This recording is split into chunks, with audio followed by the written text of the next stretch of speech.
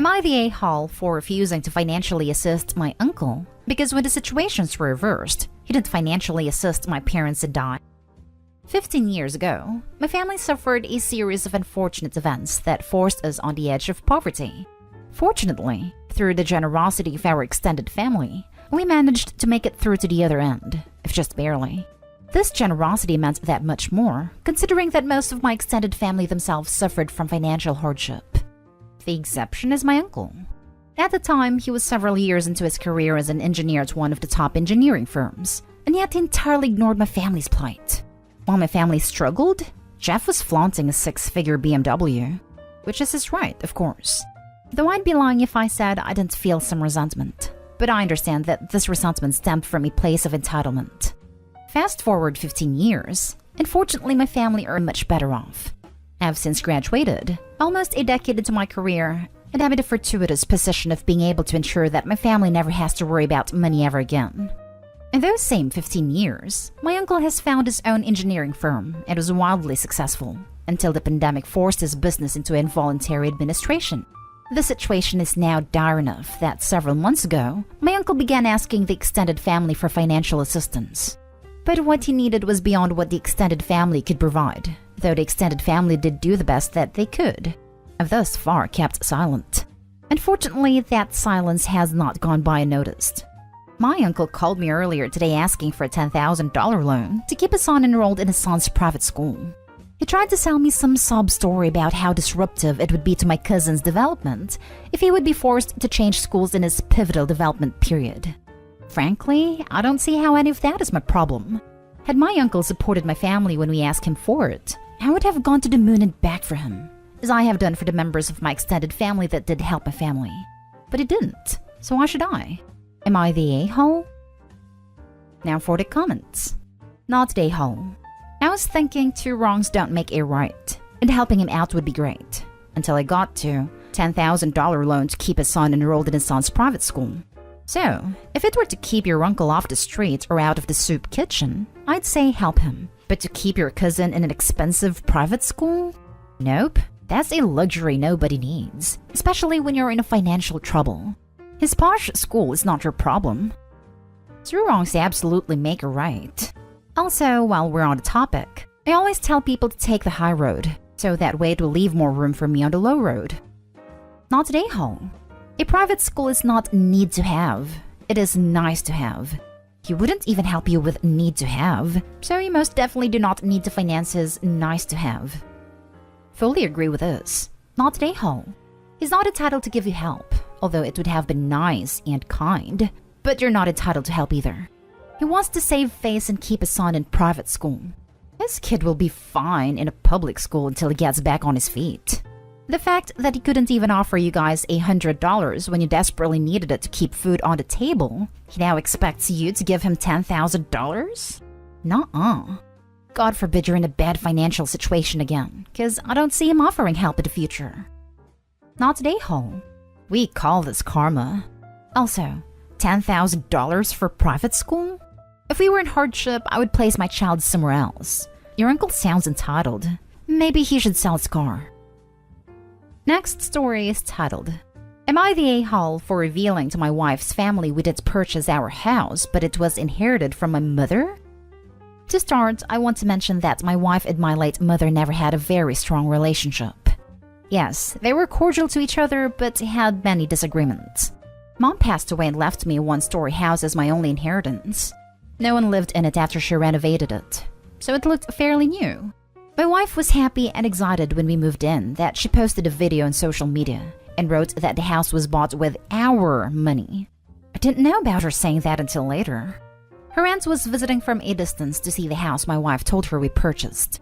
We sat to eat and chat a bit, and her aunt brought up the house's value, asking how we could afford to buy it so suddenly. I was confused as my wife went on about putting money we've saved together towards buying it. I asked what she was talking about, and her aunt said my wife told her the house was bought with our money and cost X amount. I corrected her, saying this wasn't true, because this house belonged to my mom, and she gave it to me after her passing.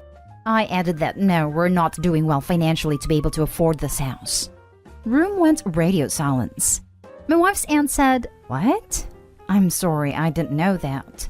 My wife's cousin side-eyed her and said, so, isn't this mother-in-law the same mother-in-law you hated for years? Shame she's not here, so you can thank her for leaving you this nice house. My wife was stunned at this point and excused herself to the bathroom. She didn't come out till they left. Then she blew up at me asking why I told them the house was inherited from my mom and making her look like a liar in front of them. I redirected a question at her and asked why she told them otherwise. She said there was no harm in showing off our new property and that people will appreciate us more for saying we bought it with our own money instead of inheriting it. I argued that this was wrong and unfair for my mom even if they never got along. She argued that I ruined her joy and humiliated her in front of her family. And because word got out, now everyone knows and will think she's a liar when I could have simply played along, since my mom wouldn't possibly mind it, or cause an issue over it now that she's deceased, so it won't matter to her. I stormed out after arguing with her and refusing to admit I messed up and not being part of the lie. Am I the a-hole? Edit. I didn't know about what my wife was doing up until that dinner. I then discovered a social media post and how many family and friends thought this house was purchased with our own money. I even have no idea how long this has been going on. Made her look like a liar. Didn't make her look like one. Her own behavior made her a liar. Not today, Hall. Well, I ain't calling her a truther. Not today, Hall. She ain't no truther. Not today, Hall. She's the sole reason she feels bad. She's lucky to have an honest husband. She didn't tell you her story, meaning she knew that you wouldn't like it. She should have been honest with you instead of expecting you to lie. Also, I feel that it's not considerate or equal that she dismissed what you and your family was able to offer her, and instead take the credit. Disrespectful and manipulative. I hope she can come to her senses and take accountability for her actions. Not today, Hall. Your wife is a liar and should never have said that. Give credit where credit is due. Your mom deserves the credit. Plain and simple. Plus, it sounds like she was bad-mouthing your mom more than you know. The way the aunt said, oh, the woman you hated? Definitely not today, Hall. Not today, Hall. She called you a liar? You were not the one who lied here. You did not know she had made up this act. How could you play along? And why would you? This is completely disrespectful to your mother and her memory. Regardless if they got along or not, you don't have to like someone to be respectful. You did not make her look like a liar or humiliate her. She made herself rightfully look like a liar and humiliated herself. She should not be upset with you at all. She should be upset with herself. She owes you and her family a huge apology. Now for the next story. Am I the a-hole for turning a family vacation home into an Airbnb and charging my cousin to have her wedding there? Some background. My grandparents owned a 4-bedroom lake house with about an acre of land for about 25 years. Through the years, they hosted many family events and people visited often to get a free getaway. Then last year, they wanted to move into a nice old folks home that's basically a resort. And to do that and finance the rest of the years, they sold their main condo and put this up for sale. I bought it at what was a fair rate at the time, and it has since gone up in value about 25% due to the recent housing surge. I just finished with some renovations and officially got it listed on Airbnb as a side hustle. This summer, I've gotten lots of requests from family to visit, and I've said no because it's being renovated. I also told them I intend to use it as an income stream, not a family vacation home. I got some pushback, but held firm. Well, now my cousin just got engaged, and they want to plan a May 2022 wedding on a specific day that has significance to them. This will end up being over Memorial Day weekend. My cousin Jean called me and asked if they could have it at the lake house since there's so much land for an outdoor wedding, and she and her fiancé met there years ago. His family's friends with our family. I told her that I anticipate renting it out that weekend, and that she can have first dibs for the days needed and sent her the link to reserve it. She then realized this would run her close to $6,000 plus deposits and service fees, so really like $8,000. She flapped out, saying that this is a family event at a family house, so I shouldn't charge. She then said it should be like my wedding gift.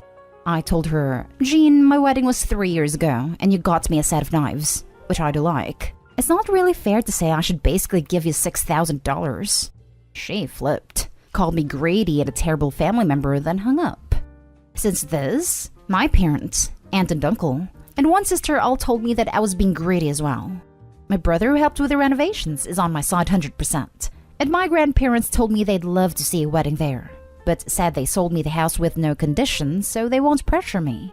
But I've been getting so much flack from a couple of people in my family. Edit. I'm done responding to comments now due to how many I've gotten, but to answer comment questions. In purchasing it from my grandparents, I made it clear that it would no longer be a family home and that I would be using it for an income stream. They knew this before selling. Jean and I are not close. She's one of 13 cousins on that side of the family. We are 7 years apart and see each other probably 1 to 2 times a year at most. Part of my thinking for charging is that I don't want my place to turn into a de facto family spot. It was not cheap. It had to take out mortgage to pay for it. For people not from the US, Memorial Day weekend is probably the most popular weekend for pool parties / lake house rentals, etc. It's literally the most valuable weekend to own a lake house. I told her I'd give her first dibs on it before opening it up to anyone, but it will easily get rented that weekend otherwise. The current price that people have called ridiculous is based off what the surrounding places of this size are going for. Since listing at that rate, it has been getting booked super fast. It have been encouraged to raise the rate. It is not overpriced for its market at all. What I would charge is actually less than what the average venue would charge for the number of guests she wants. She'd be saving about 40% from what a traditional venue would charge. I would also only charge the normal rate, not the holiday rate that Airbnb told me I should, and would for anyone else. So that is effectively a 30% discount off the bat. Now for the comments. I get why she asked. But she and your whole family, except brother and grandparents, have to remember this isn't a family property anymore. You shelled out cold, hard cash for it and spent more money renovating it. Not day whole. If she wants her wedding there, she has to pay. Maybe there's some sort of discount you could throw her way, but not required, and doesn't sound like she'd even appreciate it. It is no longer a family home. You used your money to purchase and renovate it. You need to make this clear to your family that it is not a vacation home for them to use. For all intents and purposes, it is a venue for those who rent out for party weekends, etc. I agree that you could offer them a discount for that weekend. If you do choose to offer them a discount, I would make sure that it is through the website so that any incidentals are covered / that is insured, not day whole. This is why I think it's always a bad idea to buy what was once family property. The family that doesn't buy it always expects to continue using it. I inherited the 120-year-old family home. It took about 5 years for most of my relatives to stop assuming that they could just show up and stay with me for a week or whatever. Some of them still haven't learned, even after having the door shut in their faces. I'm not my grandmother or her father. I don't do drop-in long-term visitors just because they're family. You're the a-hole. Notice your grandparents try to gently persuade you? You are within your rights legally, but the cost to your familial relationship may be severe. It is interesting that you admit that the date is significant. They didn't intend it to be a holiday weekend, and you admit that they even met there, so it has sentimental connection. You could choose to make money and be viewed as the guy who ruined the family getaway, or you could decide to allow weddings to be held there. Not free annual vacations, just the big events, and be viewed as a generous and beloved family member. The one you prioritize is up to you. Last story. Am I the a-hole for adjusting the budget for gifts for nieces and nephews after my brother gained step-kids? My brother was a single dad to Kai, 10 male, and Ella 8 female since Ella was a baby. I was always a pretty generous aunt because for the most part, really expensive stuff were common interests. Game console, trampoline, go-kart, so they shared and didn't mind. I could also do more small stuff because it was 2 versus a bunch of them. I even secured them a PS5, thanks to a friend when the initial pre-orders went up and it cost me a ton. But it was a joint birthday gift for both. They have September and November birthdays.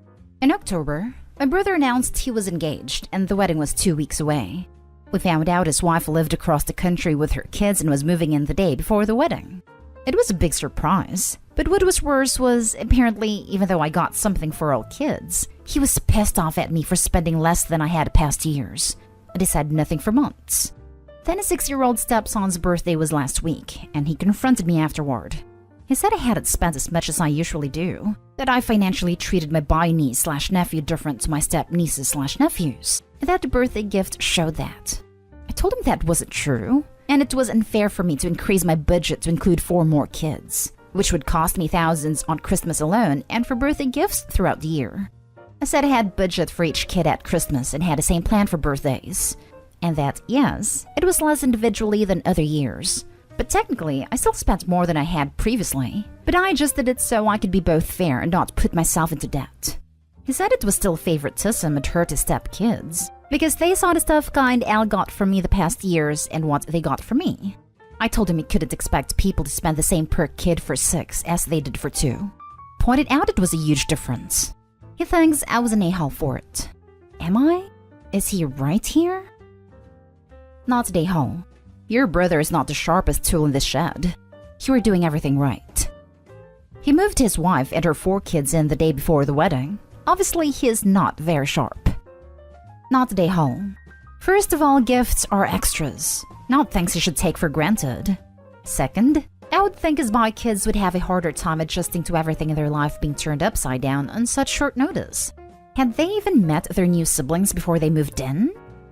Third, how do these step-kids know who bought everything? Did your brother go through the house and label gifts with a giver and price tag? Something is wrong here.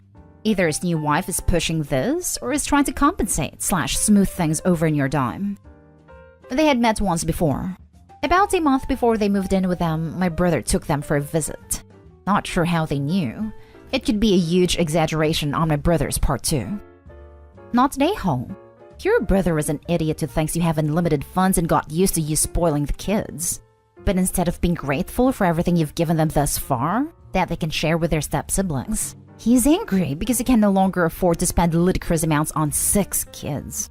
He's probably feeling his finances aren't going as far as they used to, but is taking it out on the wrong person. My issue with the whole thing is the kids don't share a common interest anymore as a group. Kinda do, but what they like the others don't like. My step-nieces and step-nephews have different interests to each other, and different to what kind Ella like. So the one big gift thing is gone too. But I bet he will complain that I don't give anything for them all to use too.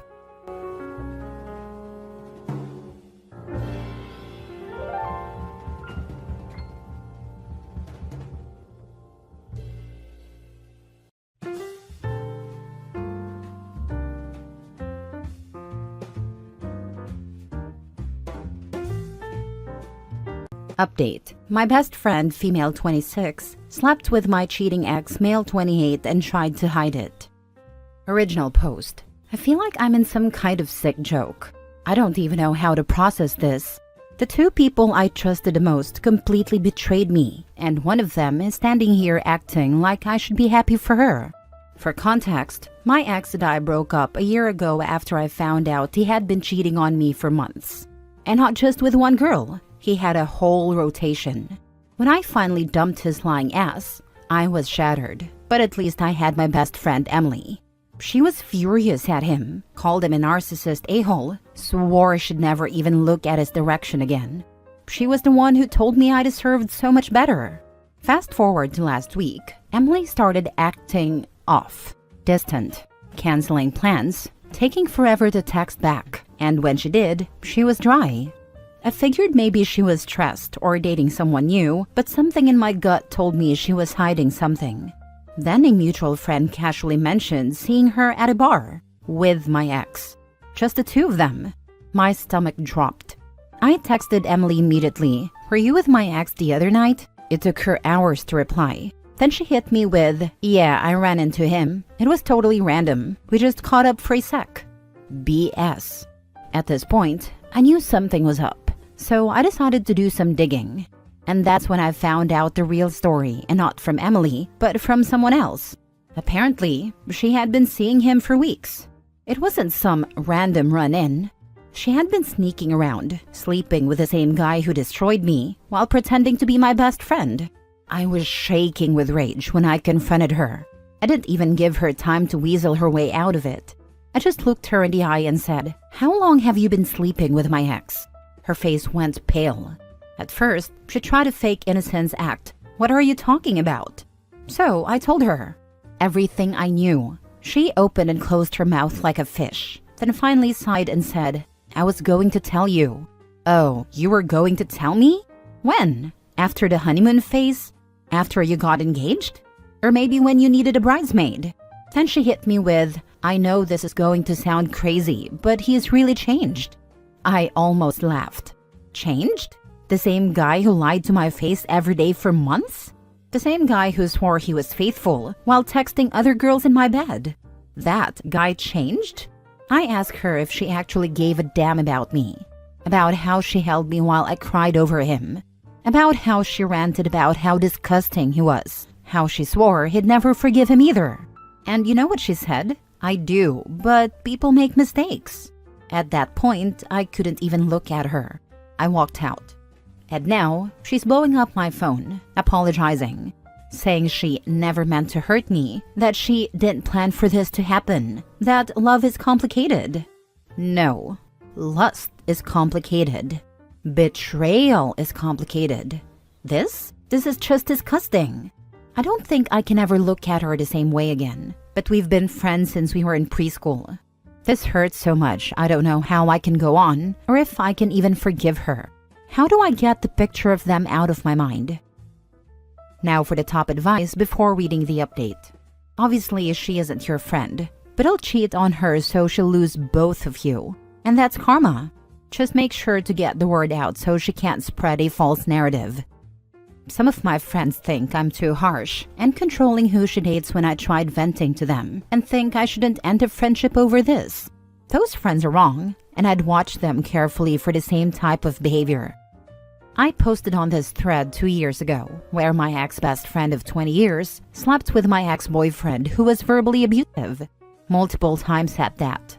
The reason I did so was because all of our mutual friends, and I mean all, were taking their side. But I knew deep down what they did was awful. Not loving in any way. A betrayal that no one in their mid-20s should be able to do. I confronted her in a much kinder way than you, lol. Hoped that we could build trust back. She apologized deeply and said everything will be better. Lies. What was I expecting? As expected by everyone else but me, the friend still took her side, and I was left without the group I've known for years. Anyways, I bring this up because my life is so much better now. She was a horrible friend, and now I see it clear as day. I have friends who, though I haven't known them 20 years, there will be a day I can say that and know how deeply I love them, and they love me. I know you're fearing a loss you invested so much time in, but I promise you there is a much, much greener pasture on the other side, and it's all yours. Please take the plunge, lose those evil people, and cut ties with anyone who supports her decision to betray you in any way. They're not good people either. I'm so sorry that happened. This helped me, though, thank you. Honestly, as odd as it is, I'm glad it happened. The friend group was such low quality, and I was blind to it. I'm happy I didn't waste another 20 years on those people. Hysterical that the way I left was because of the one person I trusted most. The world works in mysterious ways that all you really had to do is laugh. You may not know it now, but there are people who are meant to be in your life in your mid-20s that are much better for you. Ones that you can't invest in if you stay so close to someone who happily betrays you in this way. Your friend did make a mistake. She was actively hiding something that she was actively doing multiple times. Please do not let that knowledge go for some sunk cost fallacy. If you feel lonely, please message me and you can rant all you want. What they did was horrible, and no one should be able to invalidate your feelings. I didn't look back, and I don't regret it at all. Good luck! Now for the update. I wasn't really planning on posting an update, but things have gotten even messier, and I needed to vent. After I cut Emily off, I thought that was it. I made it clear that I didn't want anything to do with her, but apparently she's been telling people her own version of what happened, and now some of our mutual friends are turning against me. At first she kept texting me, apologizing and saying she never meant to hurt me. I ignored it. Then she switched tactics and started making it seem like I'm the one overreacting. She's been telling people that I'm trying to ruin her happiness. That I'm mad for no reason because it's not like I was still with him, and that I should just accept that they have a connection. Now, some of our friends are acting weird around me. A few have even said they think I'm being too harsh, and that she didn't cheat on me. So why does it matter? One even told me I don't own my ex. They even had the audacity to show me Emily's Instagram story of them both. I never said I owed either of them, but it's like they're both shoving it in my face now the cat's out of the bag. And they have no shame. Never in my wildest dreams or nightmares did I see my best friend, who saw firsthand how much she hurt me, would turn around and start dating him. And now, publicly. I still have a few friends on my side, but it's frustrating that I'm now being seen as bitter or dramatic for cutting her off. It's not about wanting him back. It's about trust.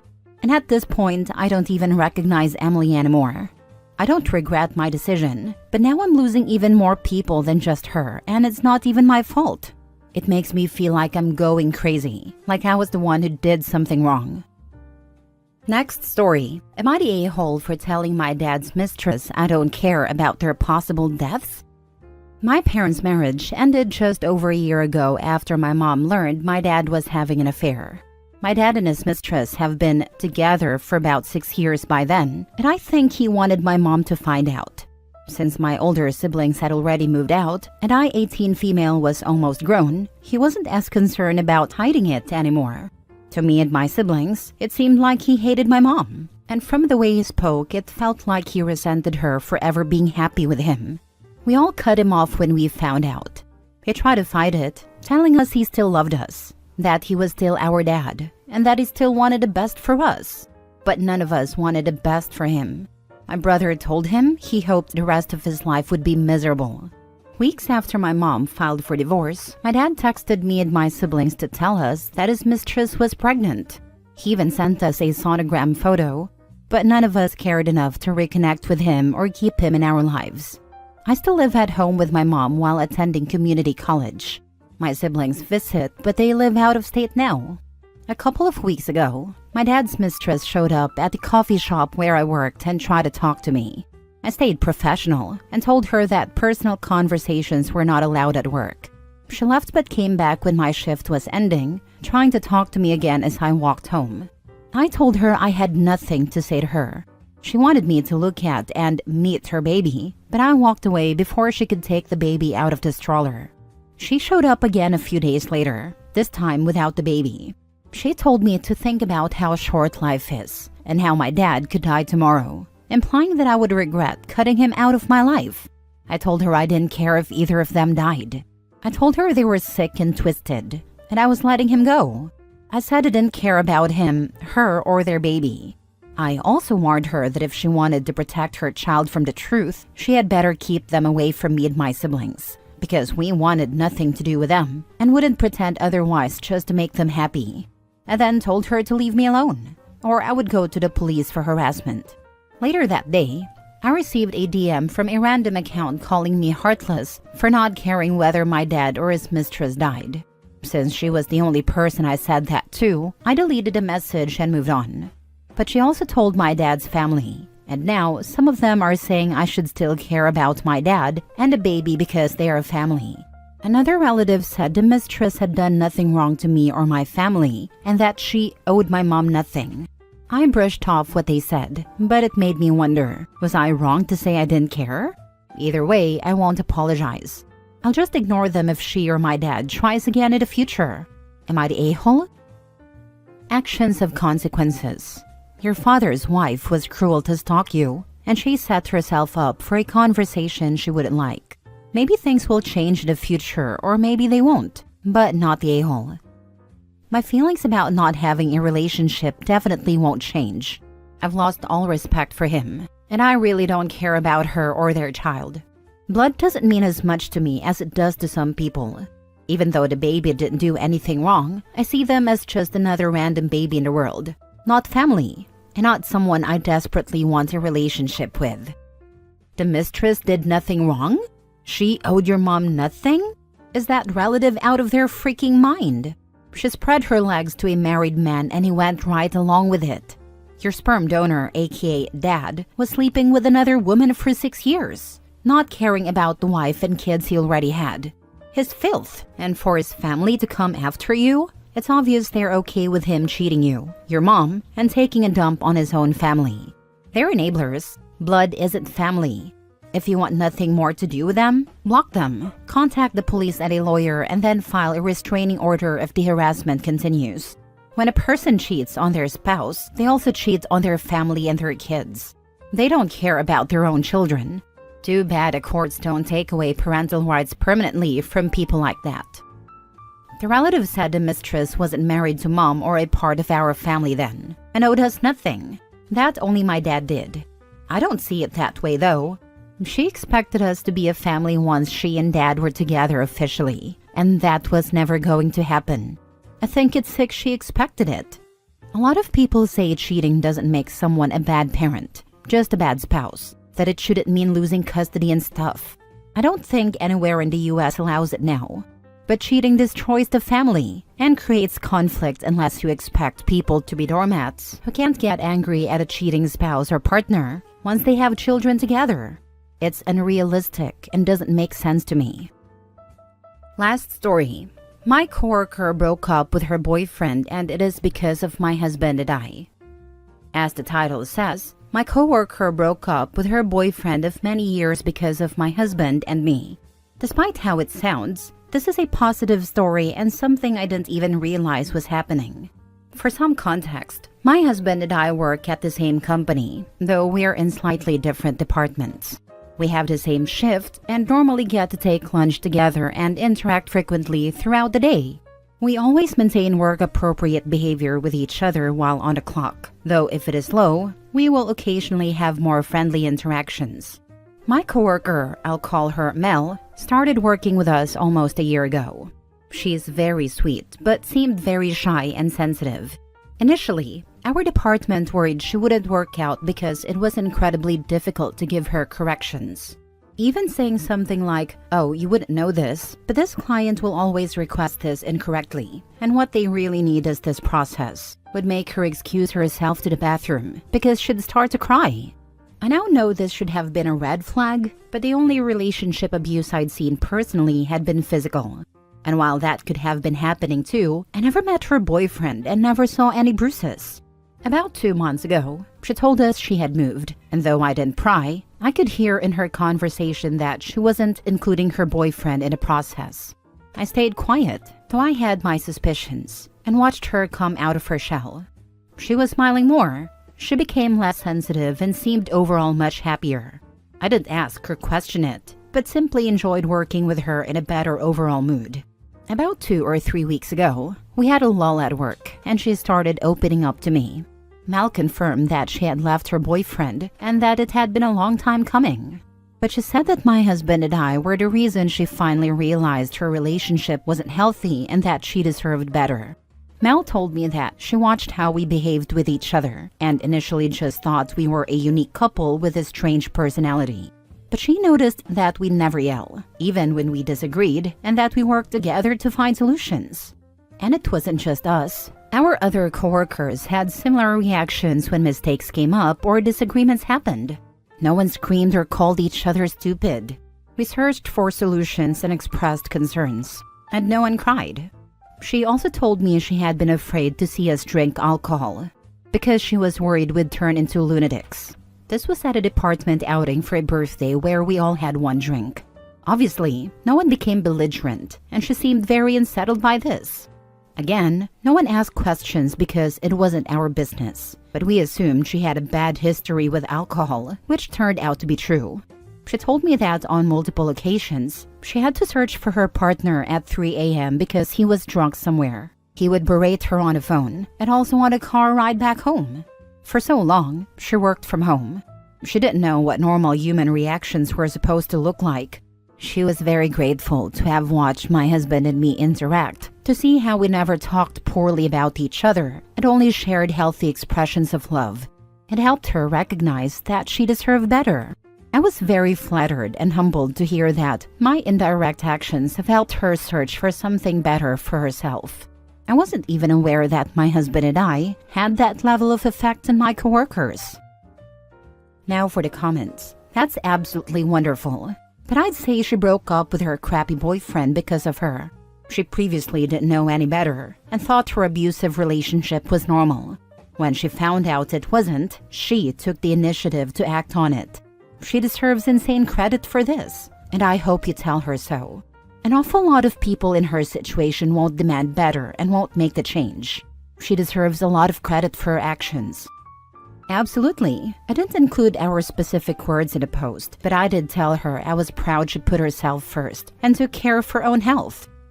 As a mid-50s man happily married for 28 years, I'm not surprised. I tend to find that people in the 25 to 40 range are often immature when it comes to real-life relationships. I'm not sure why. Maybe it's because they're between the previous generation, which didn't have online relationships, and Gen Z, which has fully embraced an online presence.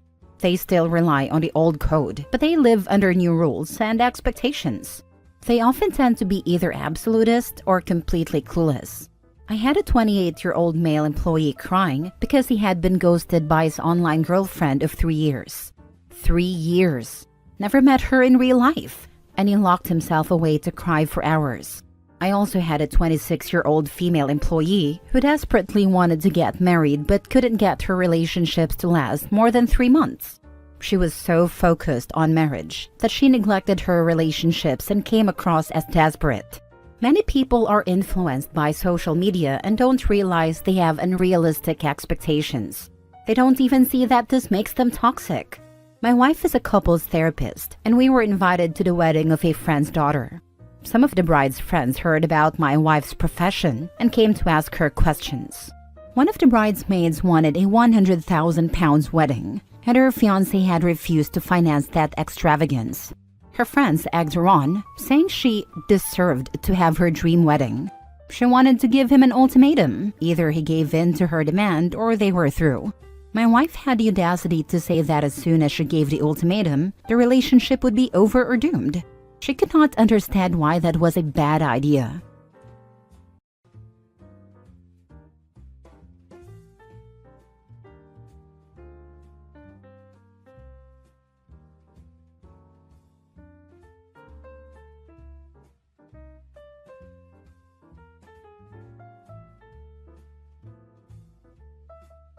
Update. Am I the a-hole for planning on ending our relationship because he acts like his daughter is heiress to my things? This is an update to the story posted yesterday. Link in the description. We formally broke up today, and he made it very difficult to focus on our conversation. He interrupted me every 5 seconds and was in denial for almost half of it. I asked to meet at a small restaurant, public place strategy, to avoid any type of drama. I tried to be respectful, but definitely wanted to bring up my uneasiness and feelings about his behavior. He tried to brush it off at first, but when I insisted, he evaded the subject. I told him what he already knows. My children are my priority as a sole provider, and I want to ensure that they have their needs covered.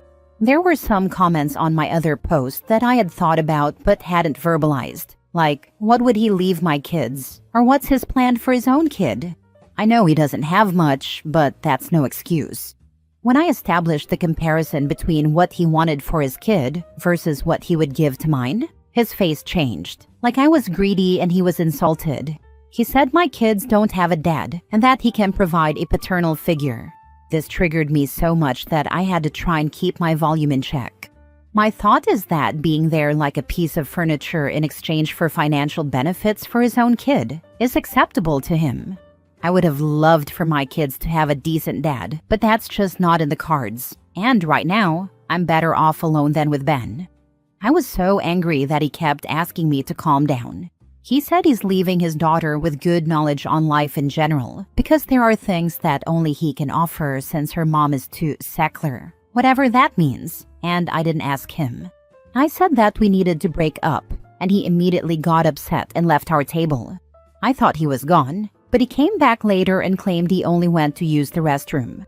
I told him that I can't share any part of my life with him after he behaved like a gold digger, and that even if I were able to get past this, I would never even consider getting back together because his intentions are entitled and dishonest. All in all, I'm just glad that we weren't alone. He has high blood pressure issues. Real, I've seen the medication. And sometimes I've suspected some types of mental health issues, going from 0 to 100 over things that seemed incongruent. He said he was truly sorry if he offended me and said that he felt tricked and betrayed. That breaks are meant for introspection and to seek improvement, not to abandon a relationship. that my actions will have an impact on his daughter because she really likes me. I offered to have a last call or text with her if he agreed, but his answer was, "No, F you don't get to say anything to her." He said that I'm caught up in my new mainstream life. Whatever that means, it's freaking offensive considering that I've worked for my financial stability after a few years of things being great. He told me to go suck on my colleagues' junks, but immediately apologized. I told him I'm not surprised at his behavior, since it shows me that he seems to think sex can solve anything. I also said that since he was being gross and vulgar, I'm learning just now that men like him are unfuckable, homosexual, handout seekers, and insincere, and that I will never date someone who is not financially stable ever again, because this is a huge lesson. I wish that I could say that I had left him sitting alone at the table, but he left first. When I was about to get my handbag to pay for my food, he rushed to get his backpack and walked off really quick. I blocked him everywhere, but I already changed my locks. He never had a key, nor did he stay over, but I'm just being cautious. He called one of our friends in common to vent about me, and she ended up angry with him because he was very insistent that I had mistreated him, and she told him that she needed to hear my side of the story. She and I had a long conversation, and she told me that she can't blame me because our group of friends had been noticing the imbalance in our relationship and how he seemed comfortable, including himself in conversations about business and success when, in the 16 years that she's known him, he's never gotten anything done. So that's my update. I also blocked him on social media and messaging apps. Thank you for the update. Secular usually means not religious. I'm guessing that based on the rest of the picture you've painted of this man, that his ex doesn't respect his patriarchal rights to tell her own business and manage her own finances. He sounds like a manipulative partner at best. I don't think you would have ever wanted him as a father figure to your sons. Thanks for the clarification. OP's ex really seemed to think he was entitled to her life, her money, and her kids' future, like it was part of some twisted inheritance plan. And is secular being code for not under my control? Please. That man wasn't looking for a partner. He was out here shopping for a sponsor with a side of authority. Good riddance. OP didn't just dodge a bullet. She dodged an entire financial and emotional demolition team. Definitely dodged a massive bullet.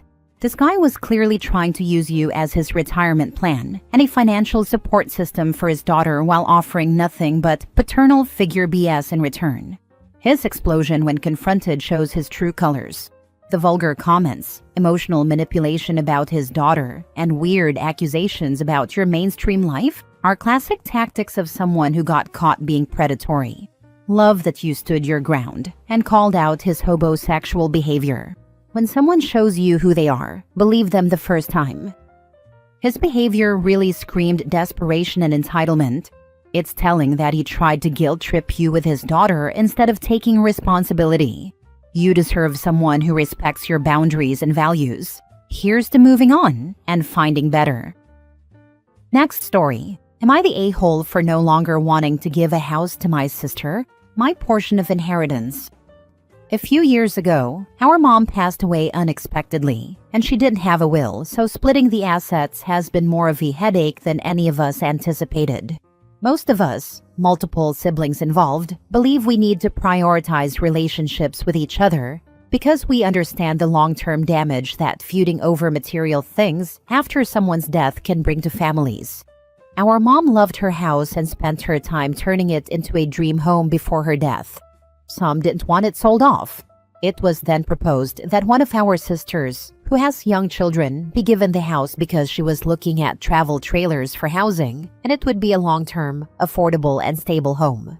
At that time, the sale of the house to her and her husband wasn't an option because they couldn't get approved for a loan.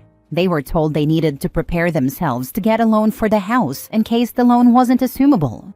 And unfortunately, they didn't do that. So to this day, they still wouldn't qualify to buy it. We agreed on a nice idea, to each give the gift of our own inheritance, with an unspoken understanding that they'd plan on staying there long term. While we figured out the legal stuff, they moved in and paid the mortgage until things were made official. Unfortunately, shortly after moving in, our sister's husband would tell friends and his family that his plan was to sell the house within the next 2 years or rent it out and move. This understandably caused upset because it felt like he was looking at an opportunity to profit, not seeking long-term stability.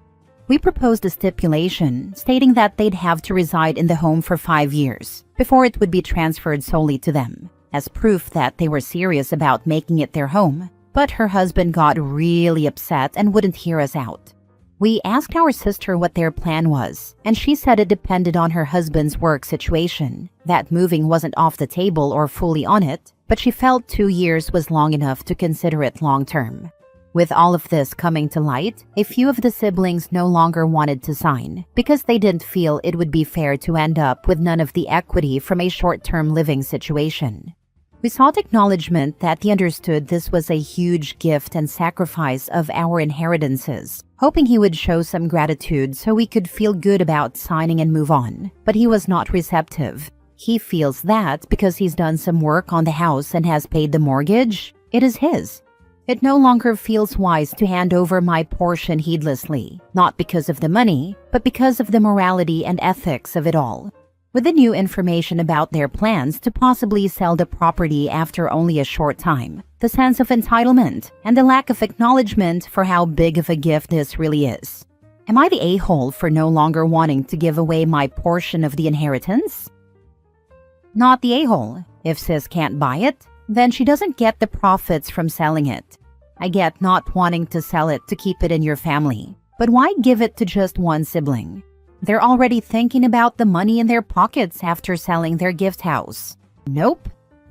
We wanted them to own the house, grow as a family, and we didn't feel it would be right to have any sense of entitlement to the equity if they were there long-term, since they were paying and caring for it. It was the plans of selling quickly and profiting off of our generosity that put a sour taste on our tongues.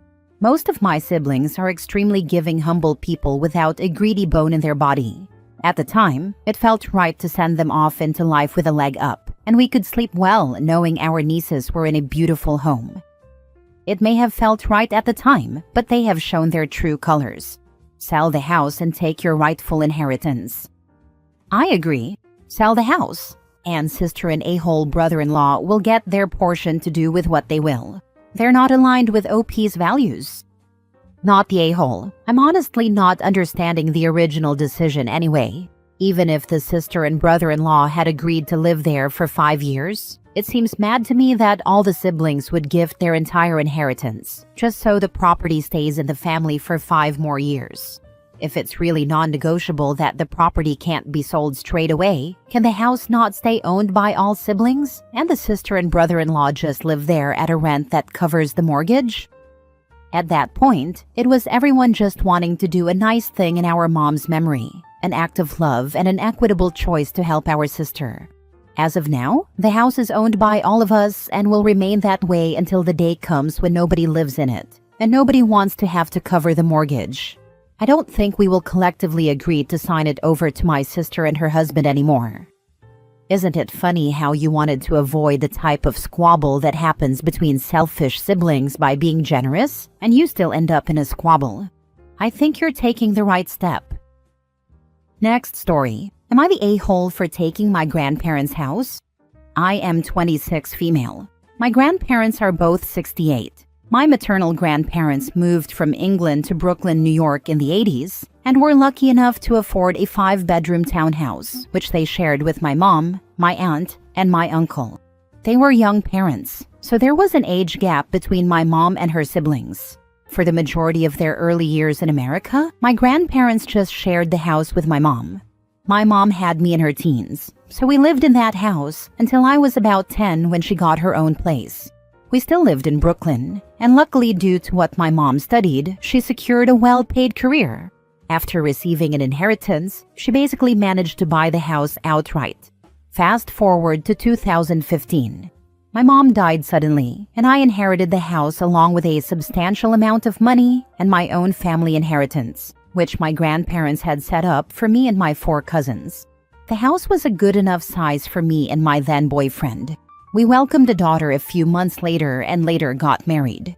Last year, my husband and I decided to try again for a baby, and I got pregnant quite quickly. We learned we were having twins, and despite the house being 3 bedrooms, we agreed it was too small to raise 3 kids in. Now, house prices in New York are insane anyway, but with the sale of the house and using some of the money I received from the inheritance, we were in a position where we could luckily either buy a 4-bedroom property outright or at least put a large deposit down to lower mortgage costs. Well, it turned out my grandparents were looking to downsize, and I don't know how this came up, but they suggested I could take their house and they could take mine, and I just pay them the difference in what their house is worth. It would be a couple $100,000, but my husband and I had the money. We had a lot of discussions, met with lawyers, and eventually came to an agreement. I'm currently 7 months pregnant, and the sale was finalized. We've all started preparing to move, and it's caused a lot of ill feeling in my family. All my cousins have branded me an a-hole for taking advantage of our grandparents. My grandparents have responded by saying it was their idea, that my husband and I paid them for the property, and that nobody was taken advantage of. My hormones are all over the place, and it's stressing me out, as I don't know if I'm in the wrong or not. Edit. I should add that even if my grandparents kept the house, my aunt and uncle would have received it as an inheritance, as they're my grandparents' children. My cousins would have just received money, and probably some heirlooms or something. Not the a-hole. You wanted a bigger place and they wanted a smaller place. You even paid them the difference in what your houses are worth. It's win-win for everyone, and your cousins just sound jealous, to be honest. Yeah, I'm having a hard time understanding how OP's taking advantage of the grandparents in any way. Jealousy is the only explanation in my eyes, not the a-hole. They're mad because now none of them can sell it once the grandparents kick the bucket. Not the a-hole. They are probably mad that the house that will eventually be up for inheritance won't be worth as much as the one you have bought off your grandparents. Not the a-hole. I'm guessing that's one of the reasons you had lawyers involved, besides the complicated paperwork. They would be there to protect everyone's best interests. Their lawyer wouldn't let them be taken advantage of. I think your family members are more upset that this huge asset was taken out of their very long way off inheritance. If it makes you feel any better, I'm sure your grandparents are happy this house is still in the family and being put to good use while still enjoying money from the sale. It's not like we didn't trust each other. My husband and I are co-owners, but I was the one pretty much fronting the majority of the purchase, and it's a lot of money, so I wanted to be protected. I also have never purchased property before, so lawyers was the best way to go. Not the a-hole. I hope you guys enjoy the new home and congrats on the babies. I have fond memories growing up in it, and the fact I own it now warms my heart. And thank you, having another girl and a little boy. Last story. Am I the a-hole for wanting to back out of doing my sister-in-law a favor cause I don't like that she installed cameras to be on a safe side? My wife used to get our niece ready and take her to daycare every Friday since she was off and her sister had to be at work by 6:30 and daycare did not open until 7. My wife's work schedule changed and she could no longer do it, so I offered to change my schedule around to start work at 10. We have been doing this for around 4 months. My sister-in-law has voiced no concerns, and when she calls, I always answer. We recently found out she installed cameras in her house. When my wife brought it up, she told her, "You never know." I'll be honest, I was taken aback because she has had no complaints in the past, but now she wants to have cameras because you never know? My wife did ask her sister if I had done anything that made her concerned or worried. She said no, but that it was a safety issue. Once again, she told my wife, "You never know." At this point, I told my wife I don't want to go into her house. I don't feel comfortable being in a home or around her daughter if she's that concerned. My wife agrees it is weird, also considering I have known her sister for over 16 years. Others think I am blowing it out of proportion, but I don't like how she assumes the worst of me just because I am male. She told my wife she had no concerns when she was the one doing it. Are you sure the camera was installed specifically to monitor you or for general security? If it is just for you, then check out the team memo that went out yesterday afternoon. It turns out that your schedule has changed and you will no longer be able to start work at 10 o'clock. Yeah, I'd be getting an email from my boss in 5, 4, 3, 2, 1 bing, saying I need to go back to coming in at 8 a.m. starting tomorrow. You never know some things, but I know that after that stunt, I'm permanently retired from entering my sister's house, and she can find someone else to provide free childcare. Not the a-hole. She can keep her you never know and switch her hours around. She is waiting for you two to mess up and to destroy your family. Not the a-hole. You stepped up to help, and she repaid you with suspicion. If she doesn't trust you, she can find someone else.